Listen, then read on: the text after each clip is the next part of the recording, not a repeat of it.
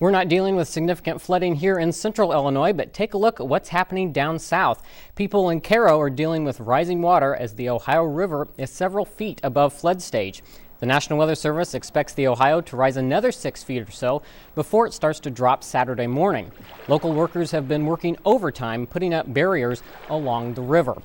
And luckily, as we look across the Ohio Valley region today, there hasn't been much in the way of rainfall. A lot of that rain fell over the weekend when we had some of those showers and thunderstorms. And Skytrack shows we have had a lot of cloud cover, though, and that's going to be the case throughout the next several days. Unfortunately, it looks like we're going to be in for more cloud cover than sunshine. And locally, you can see we've had those clouds throughout the daytime here across east central Illinois, and that's going to be the case into the overnight hours as well. Area conditions right now are in the 30s to upper 20s. We're at 31 here in Charleston, 28 in Champaign and Danville. Robinson's at 35 degrees, and we're at 33 right now in Effingham. It is feeling a little bit cooler with those steadily winds that we have out of the northeast. We currently have a 16-mile-an-hour breeze in Charleston, 17 in Effingham, and 14 in Paris. So that's dropping our wind chills down into the teens this evening in some locations. And unfortunately, these aren't the coldest conditions coming up in the forecast. We will see a little bit of a warm up as we get into the end of the week, up to 42 on Friday, 43 on Saturday, just below our average.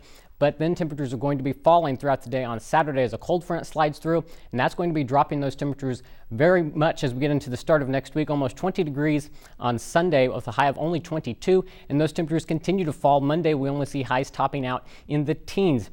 We're going to see those overnight lows down into the single digits once again as well. Before the overnight hours, we're just going to be down to 22 under those mostly cloudy skies. We'll have winds out of the north at 5 to 10 miles an hour, so we will have those wind chills down into the teens through the overnight hours. And unfortunately, those clouds stick around for the day on Thursday. Futurecast shows they're not wanting to move at all as we get into the day tomorrow. So it looks like we're in with those cloudy skies. We will see a little bit of a clearing as we go into the evening hours on Thursday, but that looks to be after the sun sets. So that's only going to allow those temperatures to fall even more as we get into Thursday night. But as we break down your Thursday, we will see those clouds. Temperatures at 25 at 9 a.m. up to 29 by noon. We top out at 35 degrees, so those clouds are going to be holding down our daytime highs below our average for this time of year. And as we get into Friday, it looks like we may see some more sunshine to at least start the day, but then those clouds are going to be returning, especially through the afternoon hours. As a disturbance passes off to our north, we stay dry for the day on Friday, maybe a lingering shower or flurry across the area. The best chances of snow are going to be staying in northern Illinois, at least for the day on Friday. As we skip ahead on Futurecast, this is Saturday morning.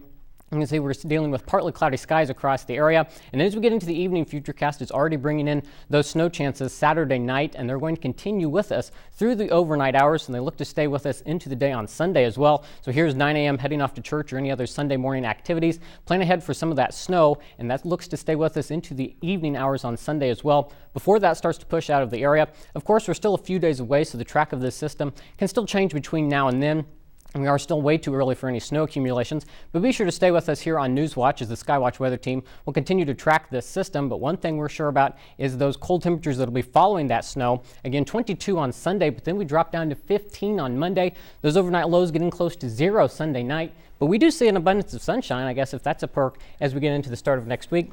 It ties back into the upper 20s for Wednesday. So we're still well below average again. Our average 44 for this time of year. We get close to that on Saturday, and then the bottom falls out, and we're back into winter for the start of March. See, we're getting closer to March, but I'm still seeing those 15 degrees. I know, March is coming in like a lion, so hopefully it goes out like a lamb. I sure hope so. Thanks, Everett.